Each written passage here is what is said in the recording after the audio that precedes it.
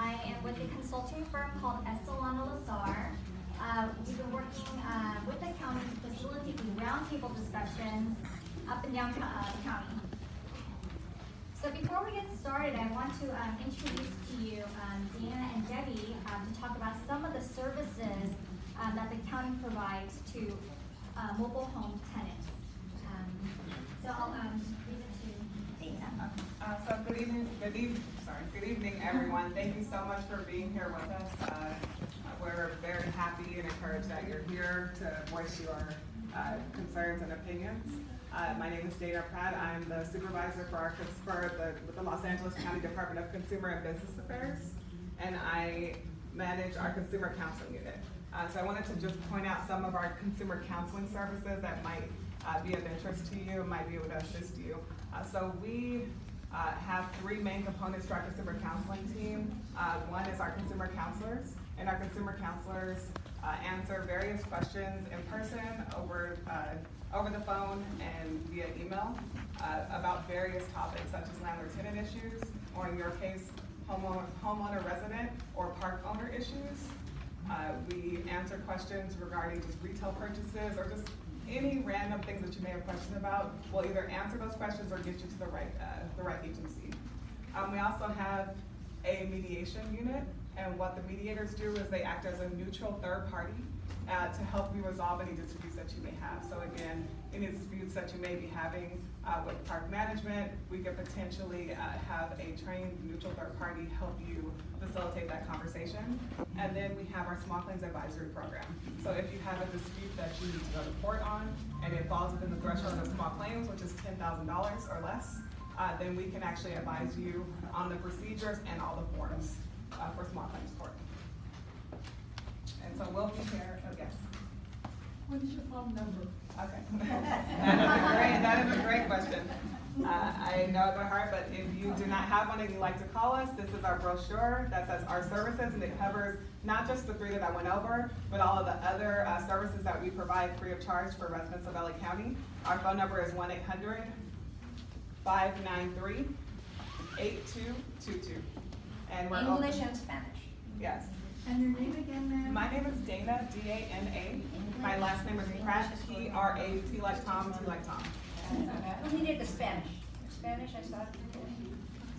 Yes. Have another question? Yes. Can you repeat that one more time? The telephone number? Yes. Sure. The telephone number is 1-800-593-8222. But it's also on all of our brochures here as well. And our website is there as well. English brochures. So as you leave, we have brochures here that you can come pick up and have all the information there, okay? And for, please have your phones turned off while we have this discussion. English, please.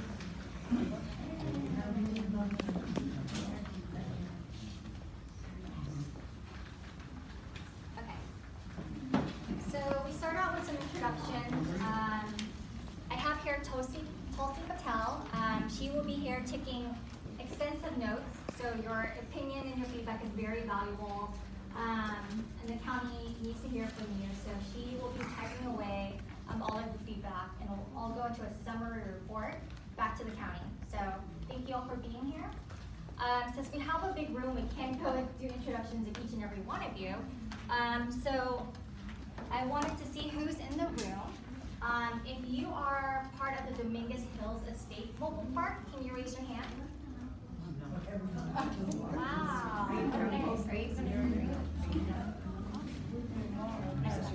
All right, what about Del Amo Mobile Home? Wow, you guys kind of stick together. Any other mobile home parks that I did not mention? Carson Harbor Village. Carson? San Rafael. San Rafael, okay. And Roland Heights Mobile Estates. mobile homes, yeah. Great. So I'm going to do a very quick presentation. We'll talk about background and all that information. Oh, I know, the sun is like in your way. It'll be jumpstart. Yeah, it'll be fast. Just move it fast. And then we're going to spend the rest introduction and hear from you, right? So it's the point of today's roundtable discussion. So when you came in, we gave out, distributed these questionnaires. The purpose is we would like to collect this information and provide that to the county board of supervisors, because any information that they have to help them make the right decision would be helpful. So before you leave, please complete it. We'll have some time at the end of the meeting to help you if you have any questions with the questionnaire. And also there's a sign-in sheet that Kevin I have it, sorry. that Dana has. She'll be passing that around, and so please sign in. And you have the email address, put your email so you can have updated information on the status of the ordinance. And apologies, we usually have a PowerPoint presentation projected up the wall, but we don't have that today. So I'm just gonna have to talk, but hopefully you won't hear me talking a lot. I wanna hear from you. So let's do a quick timeline of this mobile home rent regulation ordinance. The first time the county introduced the ordinance was back in 1988. It expired in 1995, and since then it has not been renewed. And due to economic conditions, affordable housing prices, cost of living has skyrocketed, not just in LA County, but all over California, state of California, and the nation. So the County Board of Supervisors recognizes that and introduced a motion early this year to implement a rent regulation ordinance for the unincorporated areas for mobile homes. So back in August of this year, they introduced an interim ordinance, which was actually approved the first week of September. So we'll talk about that shortly. And so now we're doing a roundtable discussions for the month of September. Between now and the end of September, we're going around each 3 communities, inviting mobile home tenants to solicit their feedback. And we will be submitting our report and summary feedback to the county. Can we open the door? Yeah. And I know they turned up the AC, but yeah. If we can get the AC up and running, that would be great. Yeah. You have to close the doors. You have to close the door. Yeah, it's automatic. Can we turn it up? There's a lot of bodies in this room, and I think it's gonna be warmer. And then the sun is like beating down the windows. Okay. All right. Sorry about that. So sometime in December, end of the year, the county will consider a recommendation for the rent ordinance. So let's talk about the interim ordinance, which was passed the first week of September. So the Board of Supervisors passed an interim ordinance that limits any rent increase on mobile home parks to 3% per year, only for leases at 12 months or less, for a period of 6 months. So this is the interim ordinance, and the reason why they drafted or implemented this is so that we can do these roundtable discussions, to hear your feedback, to craft a more permanent ordinance that works for you. So with the permanent ordinance, these are the 5 things that they're proposing to look at, and this is just the first 5. So if there's anything that's missing, we're all ears and we'll hear from you. So the first one is an annual cap on the space rent increase. So right now the interim is no more than 3%. Okay, we'll get to that. We've been hearing that. They also want to look at certain protections for residents. What kind of protection? Just overall any protections. Yeah. Particularly against impacts on services and maintenance with reduced rents. The third is a rent increase process for property owners who believe that they are not receiving a fair rate of return on their property. So there's a process for them that if they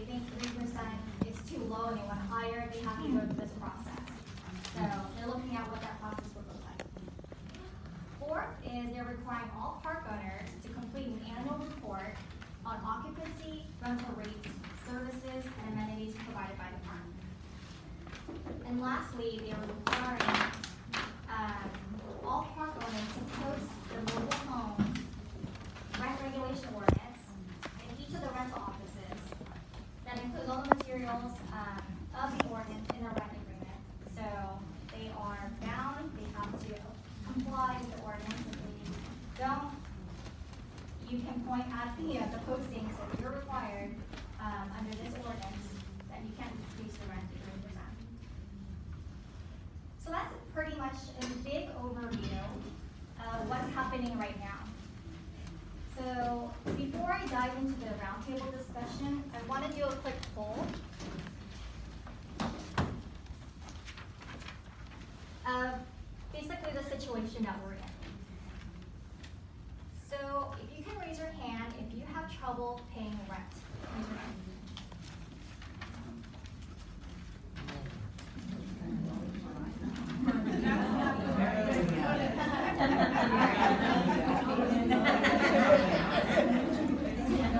All right, next question. Raise your hand if your rent has increased in the past year.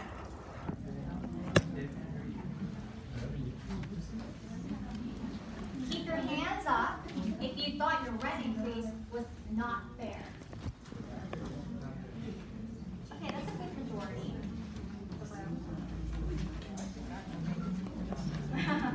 Okay, fourth question.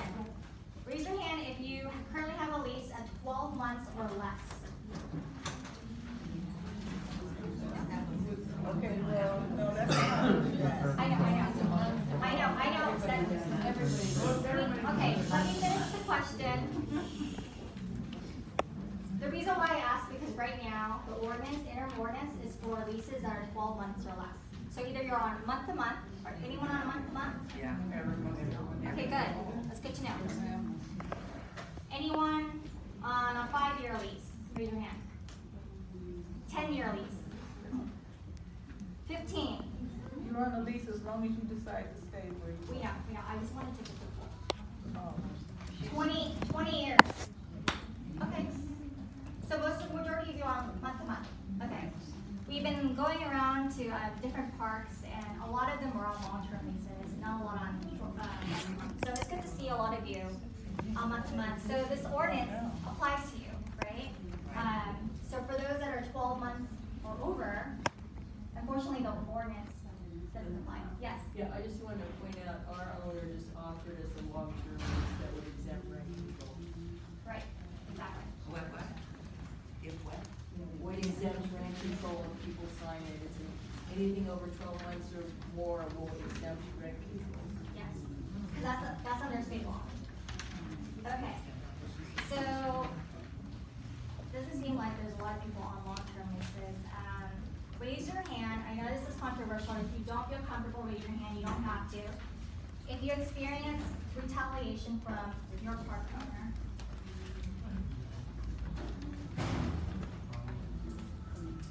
Great.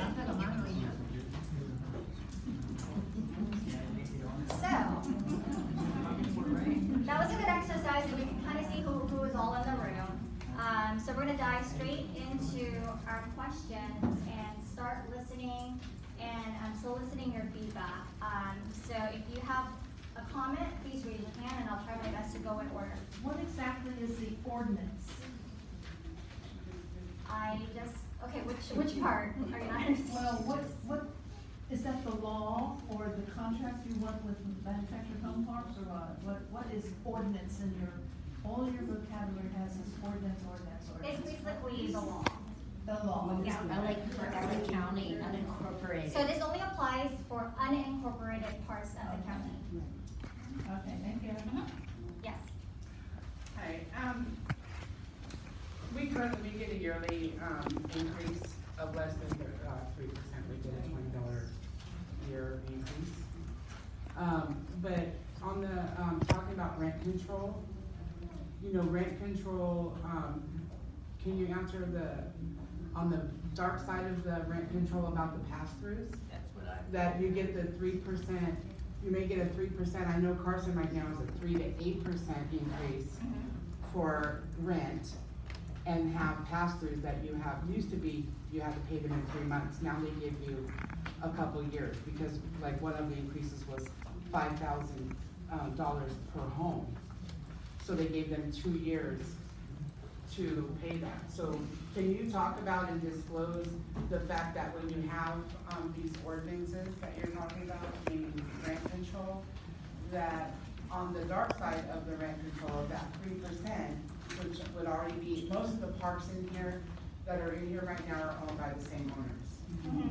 Okay, San Rafael, Dominguez Hills, and the Llama. Correct. So right now, the ordinance is, the current interim ordinance is, all it says is 3% cap for 6 months, and there's a process for, park owners to believe that 3% is too low for them. That's all that's on the table. For the permanent, it's fair game, right? So that's why we're here, to solicit your feedback on some of the potential, suggestions and some potential concerns and issues that might come up from rent control, like you said.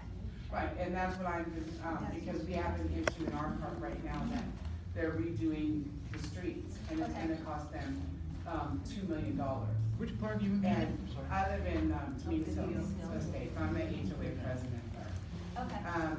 But we just, calculated that if it was only $1 million, that would be over $4,700 to the 525 homes that we have there. On top of the 3% raise of, say, $30, because mostly everyone's paying close to 900, about, like 900 to, 1250 a month, depending if you're on the cliff or not.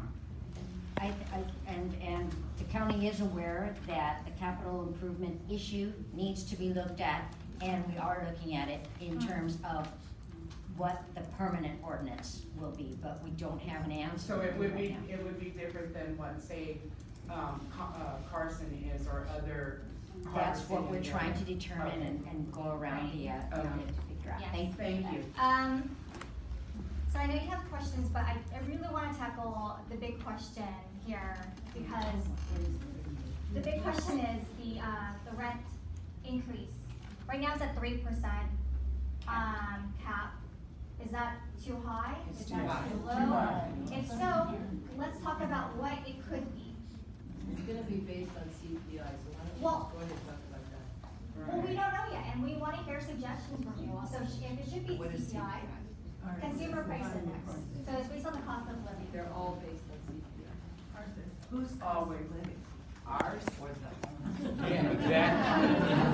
The only difference with the That's what you're talking about. is the owners have to open their books. They pay a board to open their books and go over it, and they approve it. So that's why they're saying that 3% is too much, because we're not even getting a 3%, and we have no pass-throughs from our owners right now. So, okay, hold that thought. So we need to hear feedback like that, because Tulsi here is gonna take note. So we're hearing 3% is too high, right? Yes. All right, Tulsi's writing that down. Continue what you want to say. 3% is too high. Right, we Pass-throughs, get a $20 increase and no pass-throughs. no pass-throughs, okay. Right, but if we go through that, if you guys accept it, then there's a possibility that we may get pass-throughs. And when you need to. Okay, let's, Yeah, no, raise your hand if you have a comment, and that gentleman has been patient and been raising his hand this entire time. So him, you, and then you. Two things. First of all, the state of Please California, speak up. first of all, in the state of California right now, there's over 100 jurisdictions that have a rent stabilization ordinance for mobile home parks. The majority of those please, your voice isn't carrying. Just louder. the predominant figure is an increase of 75% of the increase in CPI in the majority of those rent stabilization ordinances. So, when you're talking 3%, that's considerably higher than that. There actually is a low of 60% Please increase have your in phones turned CPI, off. and there's one that's 110% increase in CPI. The majority are 75%. So a 3% increase in CPI is out of far as capital improvements go, to be constitutional, all rent control ordinances must allow the owner to claim capital improvement rent increases, and those are temporary until they're paid. They are not permanent. So capital improvements are of a temporary nature. Once the amount is paid off, then it falls off. But it's state law.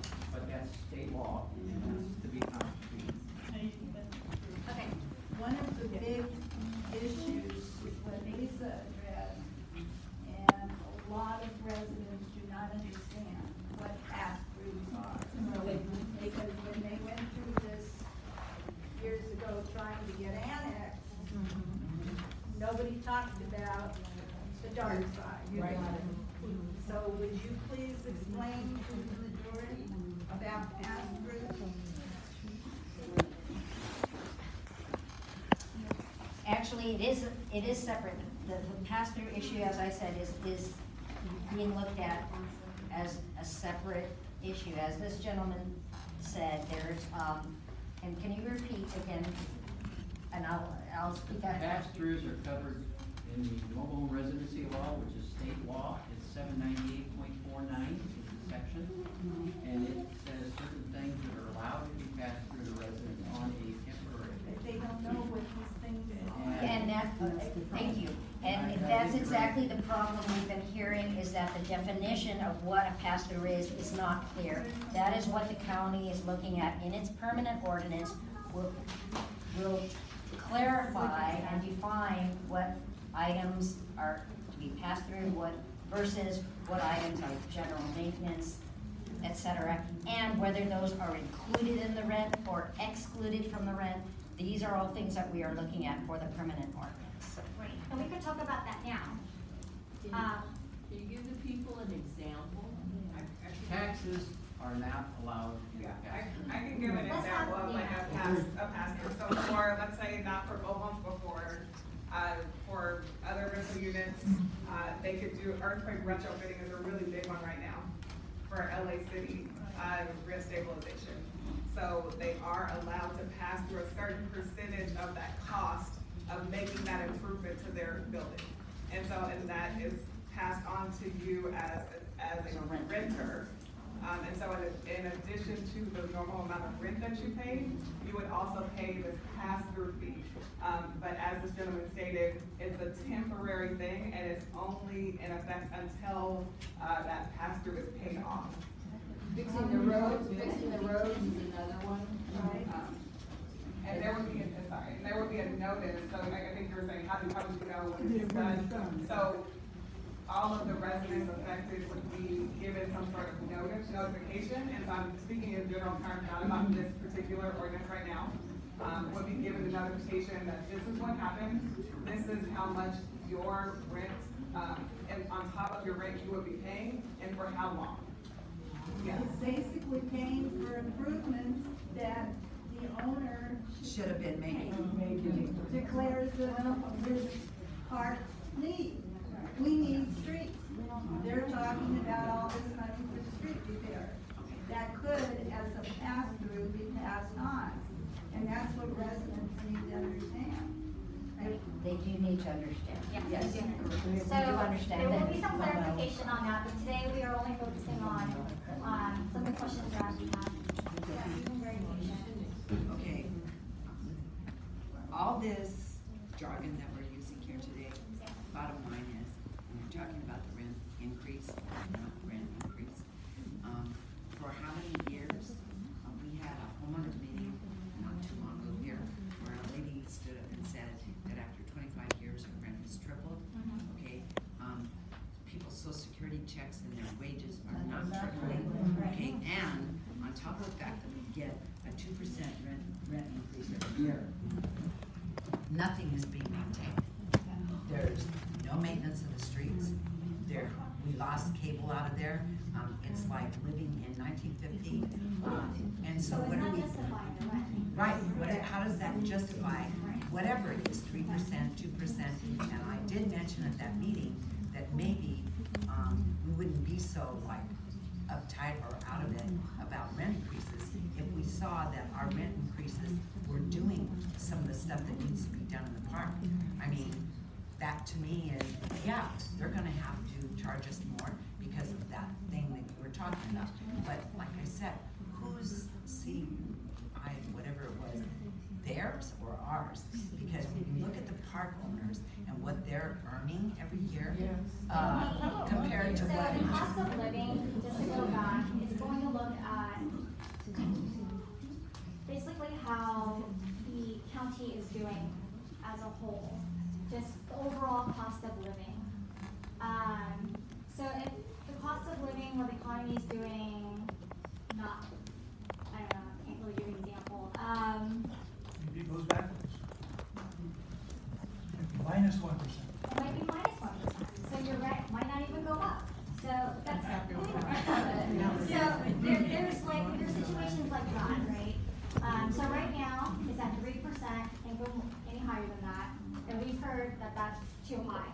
So what are some other options and alternatives that the county could look at? And that's why we're here today. We want to hear from you. What should the increase be based on? Question, if you're already paying about 900, they have a rent control, you're stuck at 900. You're not gonna go back to 500. Carson over there pays 500, one of the little ones.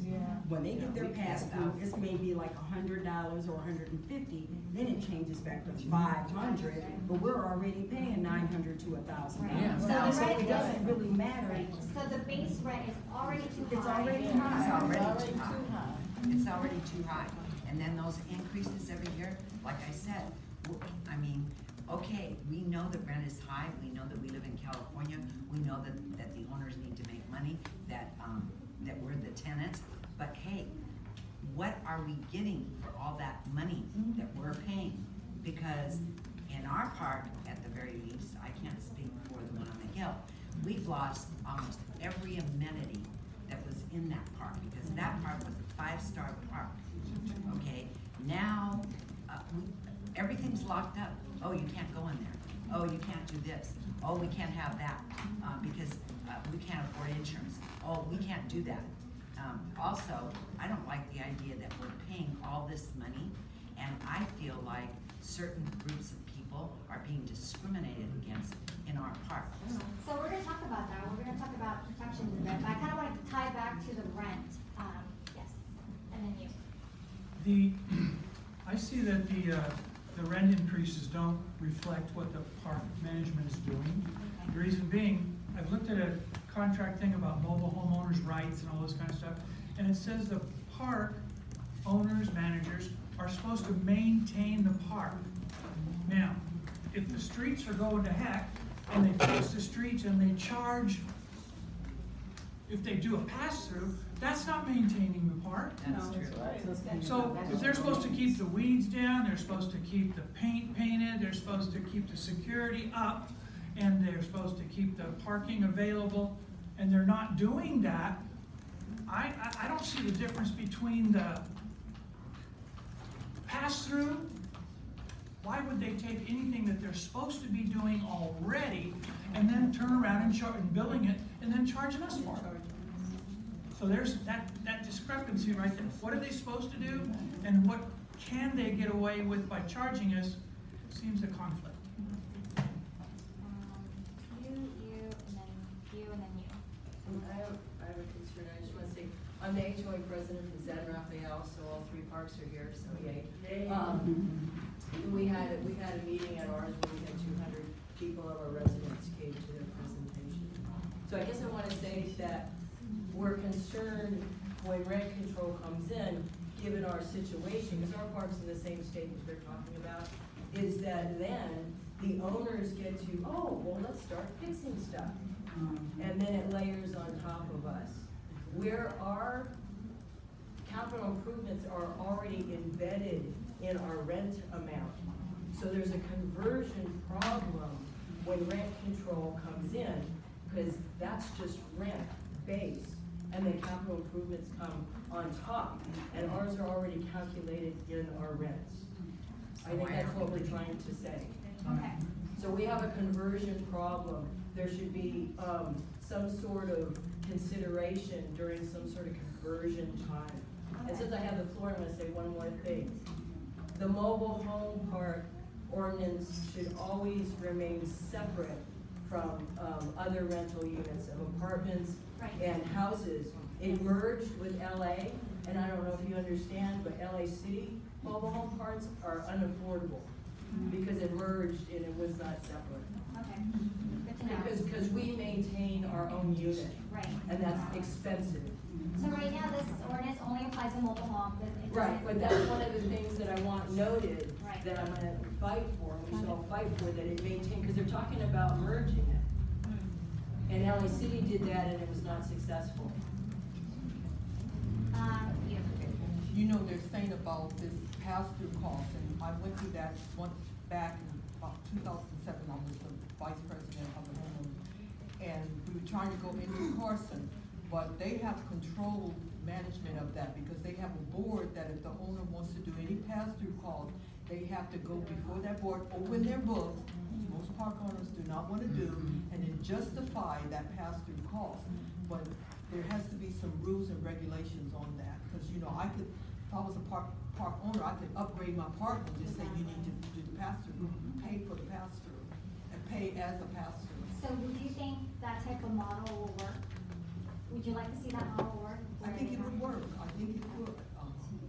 If they had to prove? Yeah, If they had and our park owner didn't wanna do that, he didn't wanna open the books, he didn't wanna justify anything. So they fought us like cats and dogs not to, annex us into. And they're gonna fight us on this too. So, so I wanna take note, because we're gonna discuss that a little further, but I don't wanna lose traction on this rent, because right now, 3%, like I said, is on the book, is too high. Let's talk about possible solutions and what you would like to see. I'm gonna have to circle back around so everyone has a chance to talk. Yeah. I quickly just wanted to speak on the internet, and no one has it. Okay, And so we can talk about that at the end for other concerns, but right now, let's just focus on the rent, because that's the main part of the ordinance. And if you don't mind, sorry, when it's your time to speak, address the room. Right. Talk to all of us, and especially for our translator who's sharing the information, for everyone speaking in Spanish. So be loud, be proud, tell everyone what you need to say, okay? Thanks. And I'm gonna only allow the people who raise their hand to speak. So you, and then you. And then, okay, yes. As you know, people who live in mobile home park, they make money hour by hour, and normally it's no paid job, and they're low income. And every day, we look at the book check, how pay enough money to pay for the rent. I think the rent is too high, and the rent should be. And then a lot of people have they have social security income and fixed income, and I believe that the rent should be 1/3 of our income. On floor, like 650, So rent 1/3 of their income. I'll just put this on the table, suggest instead of that 3% every year, why don't they just make it every other year? I just have a question, where did the 3% come from when it's traditionally 75%, or since 2000, the new ordinance is coming in, or 100% of CPI? We're thinking that the park owners got to somebody. We're wondering where that 3% But came from. let's think of it this way. I don't have the answer for that, but right now, the interim ordinance, it's already in effect, 3%. But let's change that. Let's talk about what we could do, because if we don't speak up, it's gonna remain 3%, right? So let's talk about how you could, someone mentioned option, 1/3 of income, every other year. Let's hear some more suggestions. That way they have something to work with. 2 years, every 2 years, okay. You and then you. And then, do you have your hand up? You. If you index it to the CPI, rather than have a set percent, that will fluctuate. That's the cost of living and consumer price index. And the one they use is local, it's not nationwide. Okay. But if you index it to the CPI at some percentage, like I say, I advocate 75% of the increase in CPI. Okay. And then that the CPI goes up, your rent increase will be a little bit more. When the CPI goes down, like in the last since 2000, it was down to just under 1% 1 year. 1 year, the highest it's been since 2000 was 4.3% in 2007. It's averaged 2.1% over those 17 years. So the average rent would have been 2.1%. But some years higher, some years lower. And I want to add to that, and the reason why some people are advocating for CPI is generally, sometimes it could be lower than the cap. Yes, absolutely. So that's why he's advocating for 75% of the CPI increase. Local CPI, so local cost of living. Not the park owners, but your local cost of living. Yeah. And I concur with the lady that talked about Carson. I happen to be the chair of the Carson's Mobilehome Rent Regulation Ordinance. So I'm very familiar with CPIs and pass-throughs and capital improvements and fair return applications. So if you index it to the CPI, then it floats. So as people, cost of living goes up, they're gonna pay a little bit more. As the cost of living is down, they're gonna pay less. So I have a follow-up question. Should there be a floor or ceiling with that? Carson's is 75% of the increase in the CPI with a ceiling of 8%. Not to be confused that they could give 8%, it's only Whatever's less. if those of us are old enough, you remember in the 70s, mortgages were 11 and 12%, or 4% there. So the last rent increase we had, the CPI had gone up 14%, the owner got an 8% increase because it hit the ceiling, but they hadn't got a rent increase since 2011. So that's why it should be indexed to the CPI.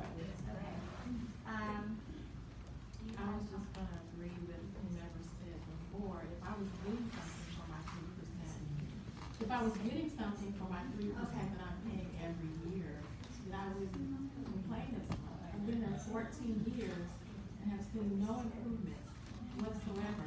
It's supposed to be a family park, but it's not child friendly for our children. There's nowhere for our children to play. That's right. The amenities we don't have access to. So they've been making money off of us. What about the senior citizens who are on fixed incomes? They can barely afford to pay the space rent. What about those who also have a mortgage on top of the space rent? So I propose every 5 years. Every 5 years.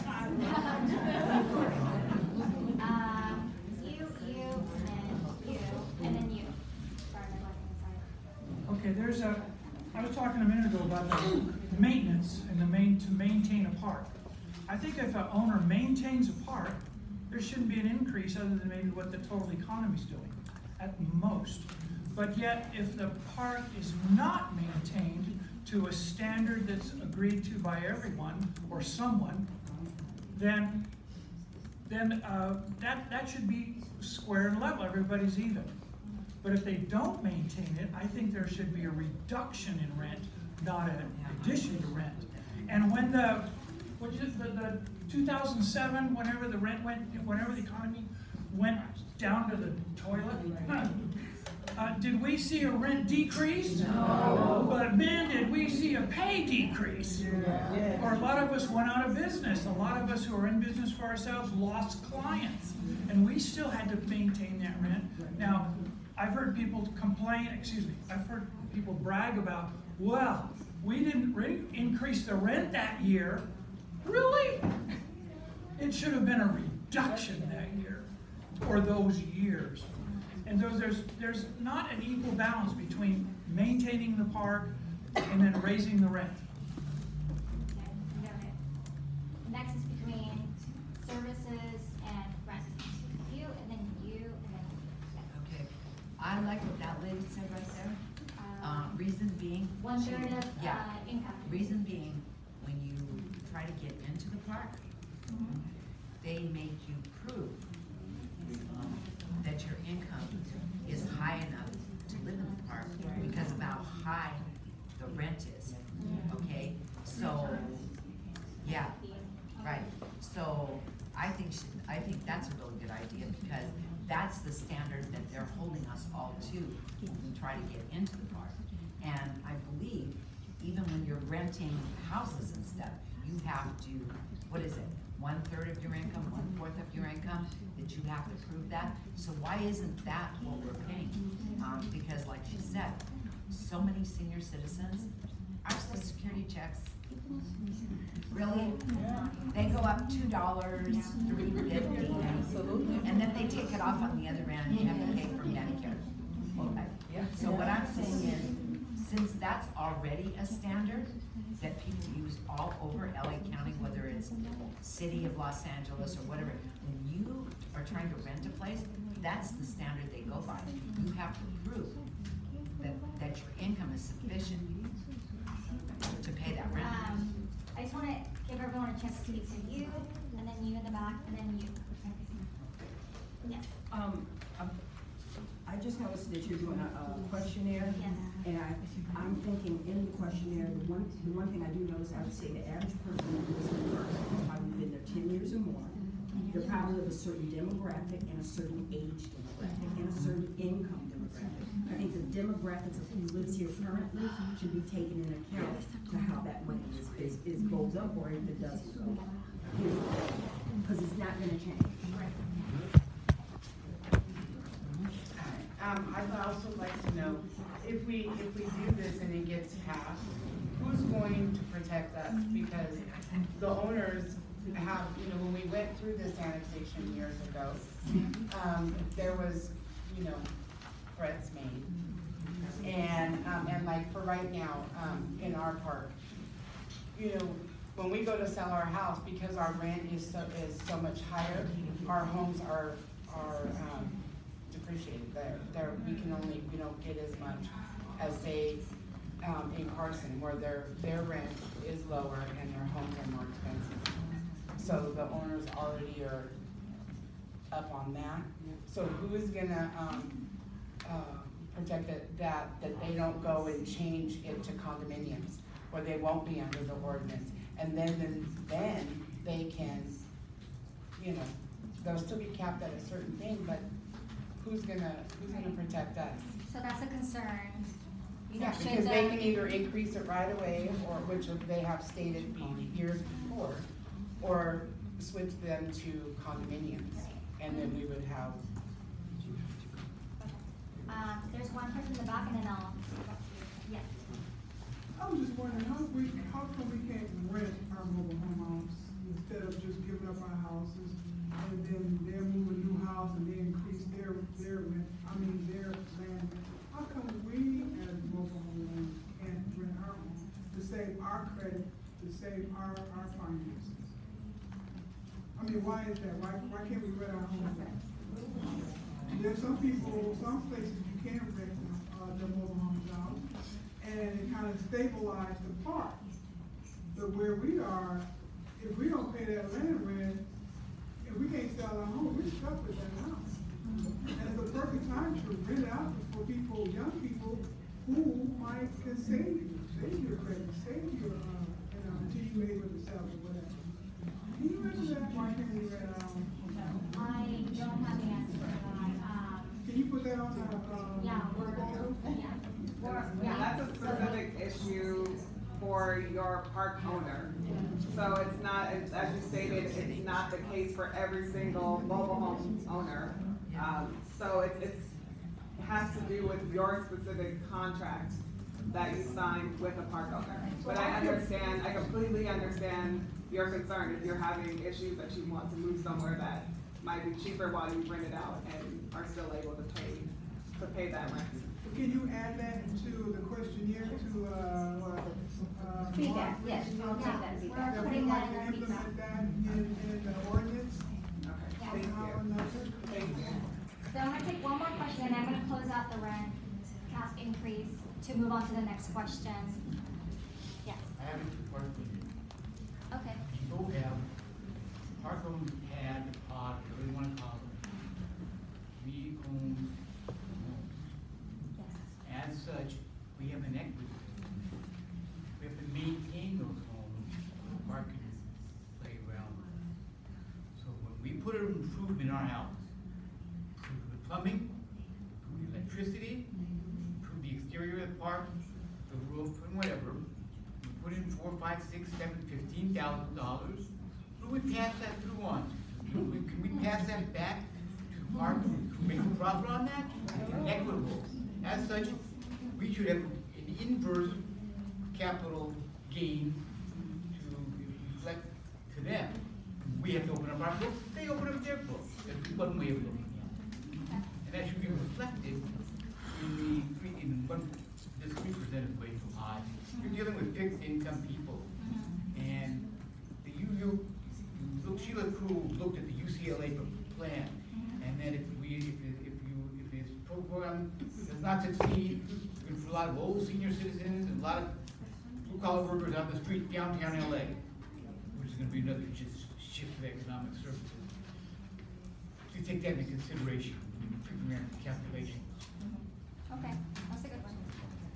So, since y'all are so close to Carson, and they have their own, within their city, their own mobile home ordinance, are you familiar with the ordinance? Remember, we're LA and Carson. Yes. We're not, where I live is not Carson. Right. It's LA and Los Angeles. So, how they do it is they also have they base their rent control based on they index it to CPI, right? With a ceiling of 8%. They also have a committee or a board that looks at that works and deals with disputes and mediation between the landowners and park owners and park tenants. So I asked the question, how many of you have experienced retaliation or unfair rent increases or a lack of maintenance and whatnot? Should the county follow a model like that where before they do any increases or before they to do any mediation or disputes to go through this board and have it mediated through that? Yeah, and who are the board? Is it made up of? Like, yeah, so who like should tenants? yeah, so this, like I said, love fair game. Should the county do something like this? What would it look like? What kind of issues can they mediate or dispute, and who should be made up of the board or this committee or this body? The park owners, I mean. All right. Too many voices. I need hands up. All right. It should be the park owners. Residents. I mean, the housing owners. You're saying the homeowners. The homeowners. Not the park. There's a change. So homeowners. Homeowners. Okay.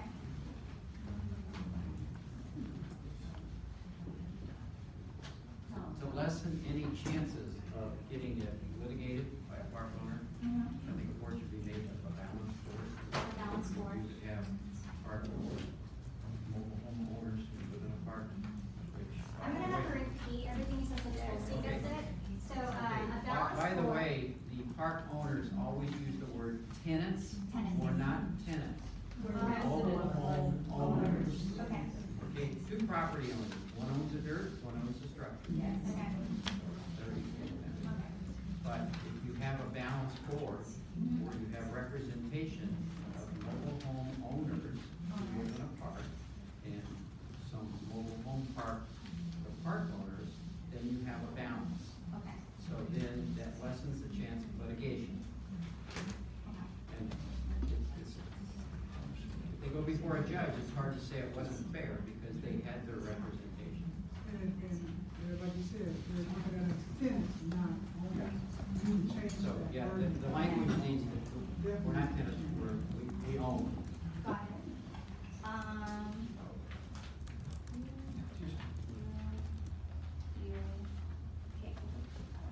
Okay.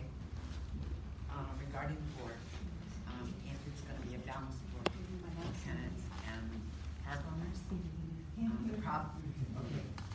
if it's going to be a balanced board, between the owners, actually, not tenants, homeowners, and the park owners, okay, the problem I see with that is that all the owners have big-time lawyers representing them, okay?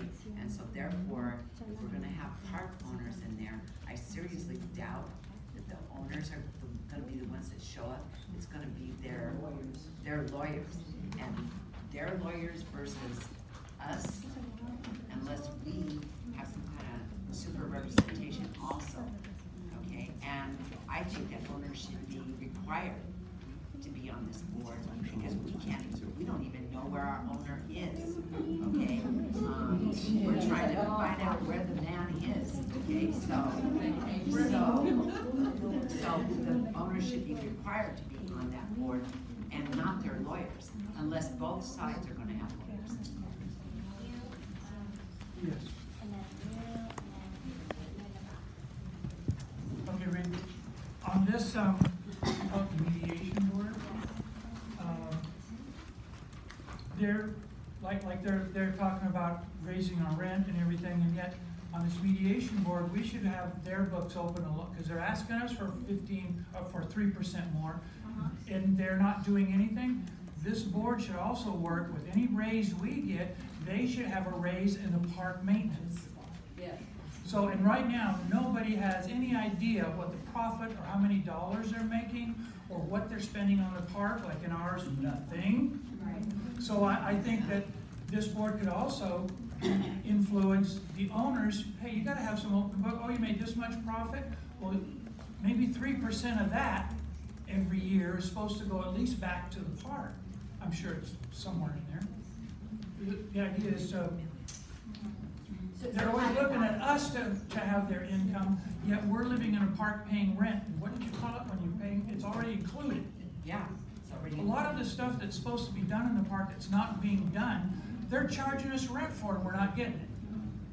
So it should be mediation and a compliance board. Compliance. I like that word, Yeah. compliance. So anything that. But isn't a lot of Okay, this hold on, covered hold on. under state law? A lot of it's covered under 798, so I don't know if the county is stepping on state jurisdiction. What? State jurisdiction, Mobile home you, residence law. and then you in the back. Oh, Ken. I'm Ken Meng from Roland Heights. I'm glad to see you here. And first of all, I want to thank County and Wendy and work hard to organize the Roundtable. And I want everybody to know how things change. Supervisor on established the rent control back from LA County. That's because our mobile home park, they have a CUP hearing, and we appeal the CUP to the county supervisors, ask them to handle the rent problems. You know, after the sunset of the rent control from LA and Unincorporated area, during the over two decades, the things change a lot. The rent raised up too much. So a lot of residents, actually a lot of homeowners cannot handle this high rent anymore. That's why, and our park residents went to the hearing in the county to ask the 0% freeze the rent. However, it has 3%. That's okay. That's a temporary, only 6 months.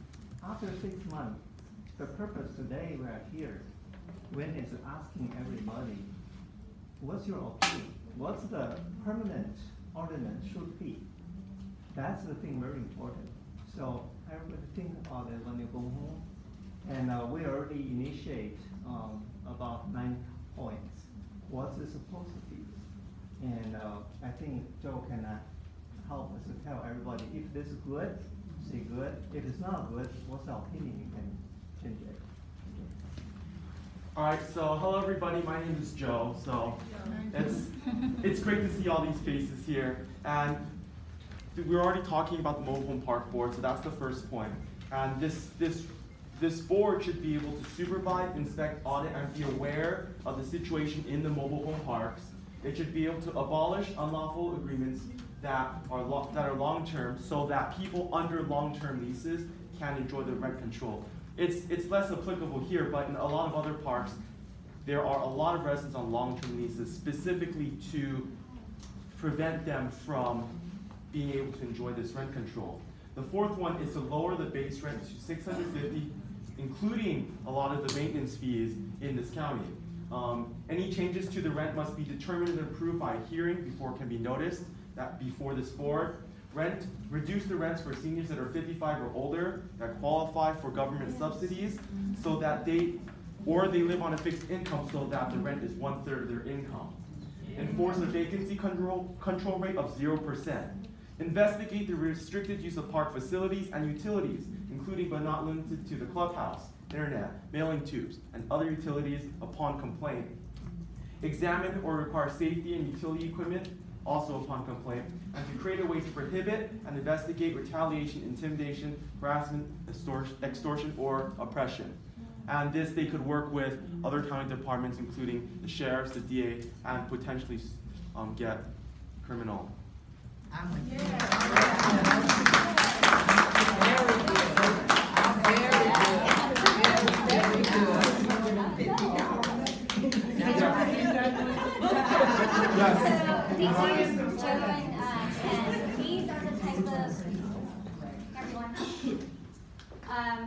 We only have about 6 minutes left, but these are the types of suggestions that we're looking for, and it seemed like I saw a lot of heads nodding, right? So based on what Joe said, we're gonna, you have to say that to me.